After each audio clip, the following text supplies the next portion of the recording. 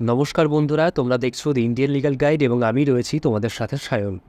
আজকের ভিডিওতে আমরা স্পেশাল কন্ট্রাক্ট অ্যাক্ট পড়ব, অর্থাৎ দ্য ইন্ডিয়ান কন্ট্রাক্ট অ্যাক্টের যে সেকেন্ড পোর্শন আছে বা সেকেন্ড পার্ট আছে সেইটা আজকের ভিডিও থেকে আমরা শুরু করব। অর্থাৎ সেকশন 124 এবং 125 of the Indian contract act 1872, যেখানে আছে কন্ট্রাক্ট অফ ইনডেমনিটি। তাহলে চলো বন্ধুরা শুরু করা যাক। সবার প্রথমে আমাদেরকে ইনডেমনিটি এই ওয়ার্ডটির বা এই টার্মটির অর্থ বুঝে নিতে হবে। ইনডেমনিটি কথাটির বা শব্দটির অর্থ যদি আমরা খুব সাধারণভাবে বুঝতে চাই, তাহলে এর মানে বা এর মিনিং হচ্ছে কম্পেনসেট ফর দ্য লস। এবার কম্পেনসেট করা বা কম্পেনসেশনের মানে কিন্তু আমরা জানি। ইন্ডিয়ান কন্ট্রাক্ট অ্যাক্টেরই বিভিন্ন প্রভিশনে আমরা পড়েছি, যদি একজন পার্টি রাইট ইনফ্রিঞ্জ হয়, একজন পার্টির রাইট থেকে সে বঞ্চিত হয়, তাহলে সে কোর্টের কাছে যেতে পারে এবং সেই কোর্টের কাছে সে কিন্তু কম্পেনসেশন দাবি করতে পারে। এরকম অনেক সেকশনে অনেক প্রভিশন আমরা পড়েছি। তাহলে কম্পেনসেশন মানে কিন্তু আমরা জানি, বা কম্পেনসেট করা মানে কিন্তু আমরা জানি যে ক্ষতিপূরণ করা। এবং কন্ট্রাক্ট অফ ইনডেমনিটি কিন্তু স্পেসিফিক্যালি এই কম্পেনসেশন নিয়েই কথা বলছে বা কথা বলে। কম্পেনসেট ফর দ্য লস, অর্থাৎ কোনো একটা ক্ষতি হয়েছে সেটাকে পূরণ করাই হচ্ছে ইনডেমনিটি বা ইনডেমনিটি টার্মটির অর্থ। এবার কন্ট্রাক্ট অফ ইনডেমনিটি কি? এবার সাধারণভাবে আমরা বুঝতে পারি যে ইনডেমনিটি কথাটির অর্থ হচ্ছে কম্পেনসেশন করা। এবার কন্ট্রাক্ট অফ ইনডেমনিটি মানে কি? ক্ষতিপূরণ করার জন্য একটি কন্ট্রাক্ট করা। আশা করি তোমরা বুঝতে পারছো। কন্ট্রাক্ট মানে আমরা জানি একটা চুক্তিবদ্ধ হওয়া, দুজন পার্টি বা দুয়ের বেশি পার্টি এক জায়গায় হয়ে একটা চুক্তিবদ্ধ হয়, সেটাই হচ্ছে কন্ট্রাক্ট। আর আমরা এখানে জানলাম ইনডেমনিটি কথাটির অর্থ হচ্ছে কম্পেনসেশন বা কম্পেনসেট ফর দ্য লস। তাহলে এই যে কম্পেনসেশন করবে, এইটার জন্য একটা চুক্তি করা, সেটাই হচ্ছে কন্ট্রাক্ট অফ ইনডেমনিটি। তাহলে আমরা জেনারেল সেন্সে একটা উদাহরণ বা একটা ইলাস্ট্রেশন নিতে পারি। ধরো একজন পার্সন এ অন্য একজন পার্সন বিকে সে প্রমিস করলো যে তার যদি কোনো ক্ষতি হয়, এ প্রমিস করলো বিকে যে বিয়ের যদি কোনো ক্ষতি হয় কোনো একটা পার্টিকুলার বা কোনো একটা পারপাসে বা কোনো একটা নির্দিষ্ট ঘটনার জন্য, যে কোনো কিছু হতে পারে, ব্যবসা হতে পারে বা যে কোনো কিছু, সেক্ষেত্রে এ বলল বিয়ের যদি কোনো ক্ষতি হয় তাহলে এ বিয়ের সেই ক্ষতিটাকে পূরণ করবে। এইটাই হচ্ছে কন্ট্রাক্ট অফ ইনডেমনিটির সবথেকে সহজ এবং সাধারণ মানে এবং তার এক্সাম্পল। আশা করি এই পর্যন্ত সবাই বুঝতে পেরেছ। পর্যন্ত আরও একবার রিপিট করে দিই। কন্ট্রাক্ট অফ ইনডেমনিটি সেকশন 124 এবং 125 of the Indian contract act deal করে, এবং ইনডেমনিটির অর্থ হচ্ছে কম্পেনসেট ফর দ্য লস, অর্থাৎ কোনো একজন ব্যক্তি অন্য কোনো একজন ব্যক্তিকে ইনশিওর করছে যে তার যদি কোনো ক্ষতি হয় তাহলে সে নিজে সেই ক্ষতিটাকে পূরণ করবে। এই পর্যন্ত বোঝা গেল। এইবার কন্ট্রাক্ট অফ ইনডেমনিটিতে ইন্ডিয়ান কন্ট্রাক্ট অ্যাক্ট বলছে, আমরা জানি যে একটা কন্ট্রাক্টে একজন প্রমিসার থাকে, একজন প্রমিসি থাকে, একদম ইনিশিয়াল স্টেজ থেকেই যে প্রমিস করছে এবং যে প্রমিসটাকে অ্যাকসেপ্ট করছে। এই দুটো পার্টি থাকে, একজন হচ্ছে প্রমিসার এবং একজন হচ্ছে প্রমিসি। এবার এই কন্ট্রাক্ট অফ ইনডেমনিটির ক্ষেত্রে যে প্রমিসার তাকে বলা হবে ইনডেমনিফায়ার।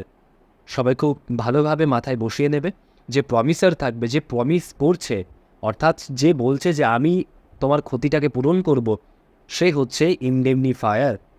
আর যে ব্যক্তি সেই প্রমিসটাকে অ্যাকসেপ্ট করছে, গ্রহণ করছে, সে হচ্ছে ইনডেমনিটি হোল্ডার।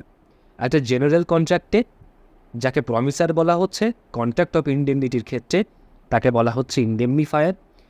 একটা জেনারেল কন্ট্রাক্টে যে প্রমিসটাকে অ্যাকসেপ্ট করছে তাকে বলা হচ্ছে প্রমিসি। কন্ট্রাক্ট অফ ইনডেমনিটিতে তাকে বলা হচ্ছে ইনডেমনিটি হোল্ডার। আমাদের খুব সহজ একটা চোখের সামনে দেখা, আমরা সবসময় যেটা জানি, যেটা দেখে এসছি ছোটোবেলা থেকে, সেরকম একটা এক্সাম্পল যদি আমরা নিই, সেটা হচ্ছে একটা ইন্স্যুরেন্স কোম্পানি।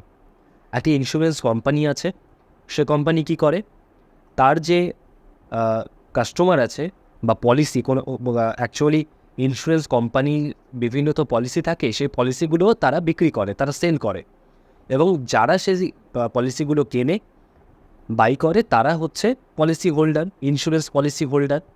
এবার ইন্স্যুরেন্স কোম্পানি কিন্তু যে ইন্স্যুরেন্স পলিসি হোল্ডার আছে তাদেরকে কিন্তু এই কন্ট্রাক্ট অফ ইনডেমনিটি হচ্ছে তাদেরকে বলে আর কি, বা তাদেরকে করতে বলে। তো সেখানে কিন্তু কন্ট্রাক্ট অফ ইন্ডেমনিটির সবথেকে বড় একটা উদাহরণ। একটা ইন্স্যুরেন্স কোম্পানি, ধরে নেওয়া যাক একটা গাড়ির ক্ষেত্রে আমরা একটা ইন্স্যুরেন্স করেছি, আমার একটা 4 চাকা গাড়ি আছে। সেই 4 চাকা গাড়ির যদি কোনো অ্যাক্সিডেন্ট হয়, কোনো ক্ষতি হয়, তাহলে কোনো একটা কোম্পানি সেই ক্ষতিটাকে পূরণ করবে। এরকম কোনো একটা ইন্স্যুরেন্স আছে। তাহলে যদি কোনো ক্ষতি হয়, তাহলে সেই কোম্পানি হচ্ছে ক্ষতিপূরণ করবে। এটাই হচ্ছে কন্ট্রাক্ট অফ ইন্ডেমনিটি। তাহলে এখানে আমরা কোনো কন্ট্রাক্ট অফ ইন্ডেমনিটির ক্ষেত্রে এই এক্সাম্পলটা ব্যবহার করতে পারি যে একটা ইন্স্যুরেন্স কোম্পানি হচ্ছে ইন্ডেমনিফায়ার এবং একজন যে পলিসি হোল্ডার আছে, ইন্স্যুরেন্স পলিসি হোল্ডার, সে হচ্ছে ইন্ডেমনিটি হোল্ডার। এবার ধরে নেওয়া যাক কোনো লাইফ ইন্স্যুরেন্সের ক্ষেত্রে কন্ট্রাক্ট অফ ইন্ডেমনিটি কি হয়? আসলে লাইফ ইন্স্যুরেন্সকে কন্ট্রাক্ট অফ ইন্ডেমনিটির মধ্যে ধরা হয় না। তার কারণ একটা মানুষ যদি মরে যায়, একটা মানুষের যদি জীবনহানি ঘটে, তাহলে সেই মানুষের তার পরিবারকে হয়তো সেই ইন্স্যুরেন্স কোম্পানি কিছু টাকা দিতে পারে তার ক্ষতি হিসাবে। ক্ষতিটা হয়েছে, তার পূরণ কিন্তু আলটিমেটলি হয় না, মানে পুরোপুরি আলটিমেট কম্পেনসেশন কিন্তু হয় না। একটা গাড়ির ক্ষেত্রে, গাড়ির যদি দুটো টায়ার দেখা গেল খারাপ হয়ে গেছে অ্যাক্সিডেন্টে, তাহলে সেই টায়ার দুটোর পয়সা হচ্ছে বা টাকা হচ্ছে কোম্পানি দিয়ে দেবে এবং নতুন টায়ার চলে আসবে, চাকা চলে আসবে, গাড়িটা আবার নতুনের মতন হয়ে যাবে। কিন্তু একজন মানুষ যদি মারা যায়, তার জীবনহানি ঘটে, তাহলে সেই মানুষটাকে কিন্তু আর ফিরিয়ে আনা যায় না। তাহলে কন্ট্রাক্ট অফ ইন্ডেমনিটির ক্ষেত্রে আলটিমেট কম্পেনসেশনটাই হচ্ছে দেখা হবে। সেই কারণে লাইফ ইন্স্যুরেন্স কিন্তু এই কন্ট্রাক্ট অফ ইন্ডেমনিটির মধ্যে পড়ে না। অন্যান্য যে সমস্ত জেনারেল ইন্স্যুরেন্স আছে, সেইগুলো কিন্তু এই কন্ট্রাক্ট অফ ইন্ডেমনিটির মধ্যেই পড়বে। তাহলে আমরা কন্ট্রাক্ট অফ ইন্ডেমনিটির ক্ষেত্রে এই এক্সাম্পলটা খুব সুন্দরভাবে দিতে পারি যে কোম্পানি যে হচ্ছে ইন্ডেমনিফায়ার, এবং সেই কোম্পানির পারচেস করা কোনো একটা পলিসি, যাকে বলা হচ্ছে ইন্স্যুরেন্স পলিসি হোল্ডার, সেই হচ্ছে ইন্ডেমনিটি হোল্ডার। ঠিক আছে? কোম্পানি ইনশিওর করছে তার যদি কোনো ক্ষতি হয়, তাহলে সেই ক্ষতির ভয় পাই বা সেই ক্ষতির পূরণটা করবে কে? কোম্পানি। বোঝা গেল? Contract of indemnity can be expressed or implied. Expressed মানে কি? এক্সপ্রেসড মানে হচ্ছে এক্সপ্রেস করা, অর্থাৎ এই যে আমি পড়াচ্ছি, এটা আমি এক্সপ্রেস করছি, আমি কিভাবে বিষয়গুলোকে বোঝাচ্ছি সেটা আমি এক্সপ্রেস করছি, এটাই হচ্ছে এক্সপ্রেসড, যেটা আমরা এক্সপ্রেশন বলি। এক্সপ্রেশন মানে কি? অঙ্গভঙ্গি, বা যেটাকে আমরা বিভিন্ন কার্যকলাপের মাধ্যমে বুঝিয়ে দিই। তো এই ক্ষেত্রে এক্সপ্রেসড মানে কি? যেটাকে নিজেরা কোনো একটা ডকুমেন্ট হিসাবে বা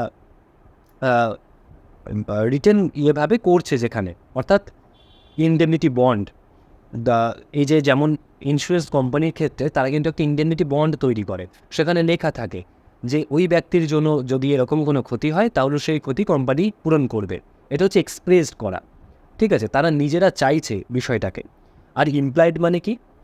এক্সপ্রেস করার কোনো প্রয়োজন নেই। ঠিক আছে? নর্মালি বিষয়টা ওর মধ্যেই থাকে। ঠিক আছে? একটা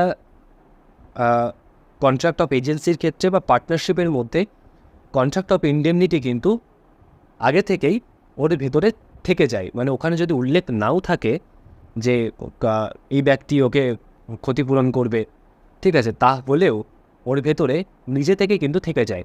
তাহলে আমরা বলতে পারি যে contract of indemnity could be expressed or implied. এক্সপ্রেসের আমরা উদাহরণ হিসাবে বলতে পারি যে ইন্ডেমনিটি বন্ড, আর ইমপ্লয়েডের আমরা উদাহরণ হিসাবে নিতে পারি কন্ট্রাক্ট অফ এজেন্সি আর পার্টনারশিপ। এবার দেখে নিই সেকশন 124 কি বলছেন। Contract of indemnity defined a contract by which one party promises to save the other from loss. অর্থাৎ একটা কন্ট্রাক্ট যার মাধ্যমে একটা পার্টি অন্য কোনো একটা পার্টিকে বা অন্য কোনো একজন ব্যক্তিকে প্রমিস করছে। কি প্রমিস করছে? তার ক্ষতি থেকে তাকে বাঁচাবো। Save the other from loss, অন্য কোনো একজন ব্যক্তির ক্ষতি থেকে তাকে বাঁচাবে, এরকম কোনো একটা প্রমিস একজন ব্যক্তি আর একজনকে করছে।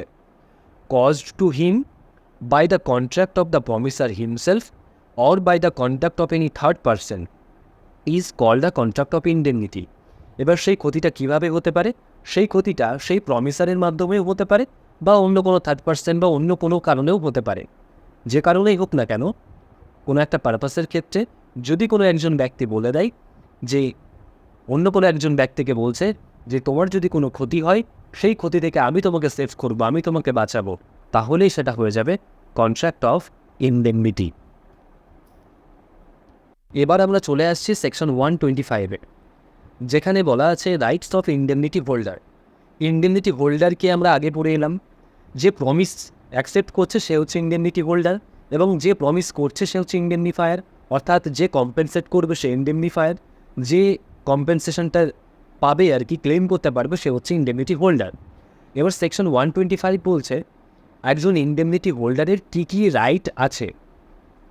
ঠিক আছে, এবার এই সেকশন 125-এর আন্ডারে 3টে রাইট মূলত বলছে একজন ইনডেমনিটি হোল্ডার যেটা ক্লেম করতে পারবে কার থেকে, ইনডেমনিফায়ারের থেকে। সেই 3টে রাইট কী কী? সেই 3টে রাইটকে 3টে সাবসেকশনে ভাগ করে দেওয়া আছে, সাবসেকশন 1, সাবসেকশন 2 এবং সাবসেকশন 3 অফ সেকশন 125। প্রথম যে সাবসেকশন সেখানে বলা আছে ড্যামেজেস, অর্থাৎ একজন ইনডেমনিটি হোল্ডারের কিন্তু এই রাইট আছে যে সে ইনডেমনিফায়ারের থেকে ড্যামেজ ক্লেম করতে পারবে। ড্যামেজ বলতে এখানে কি বলা হচ্ছে?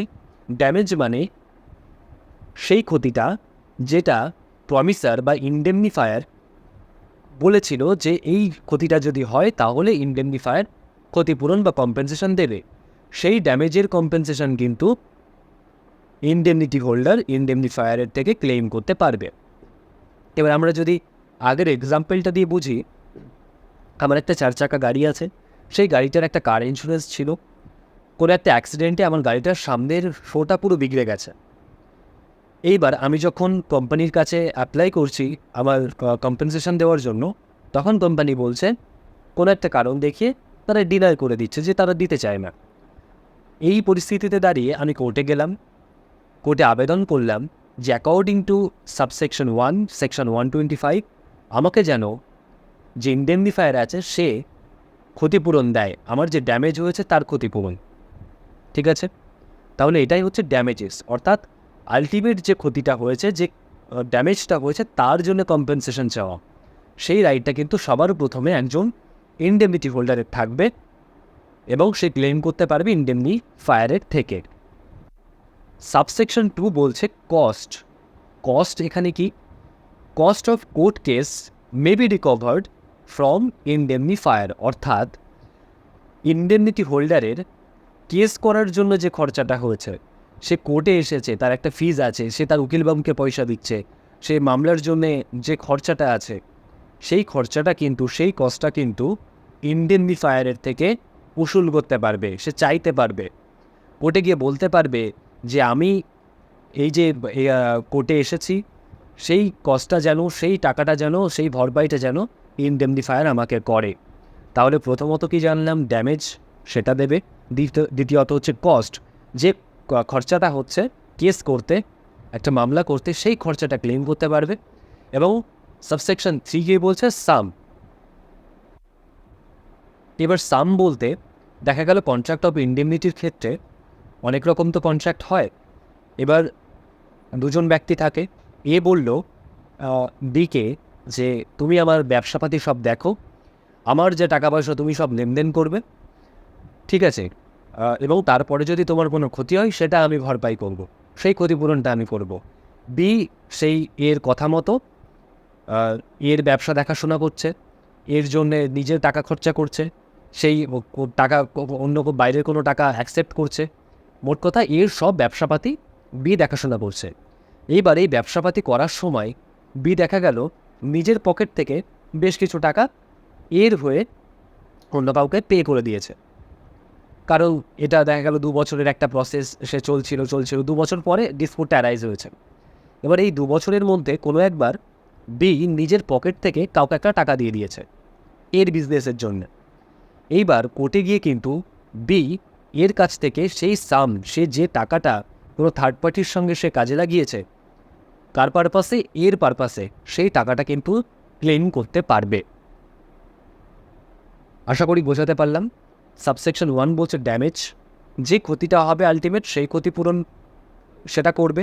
দ্বিতীয় হচ্ছে কস্ট, কোর্টে আসার জন্য, কোর্টে মামলা করার জন্য যে খরচাটা সেই খরচাটা ক্লেম করতে পারবে। এবং তৃতীয়ত হচ্ছে ইন্ডেমনিফায়ারের হয়ে যদি ইন্ডেমনিটি হোল্ডার কোনো একটা হিউজ মানি বা হিউজ কোনো লেনদেন কোনো থার্ড পার্টির সঙ্গে করে থাকে, ঠিক আছে, এবং সেই টাকাটা ইন্ডেমনিফায়ার যদি আগে ক্লিয়ার না করে থাকে, তাহলে সেই টাকাটাও কিন্তু ইন্ডেমনিটি হোল্ডার ইন্ডেমনিফায়ারের থেকে ক্লেম করতে পারবে।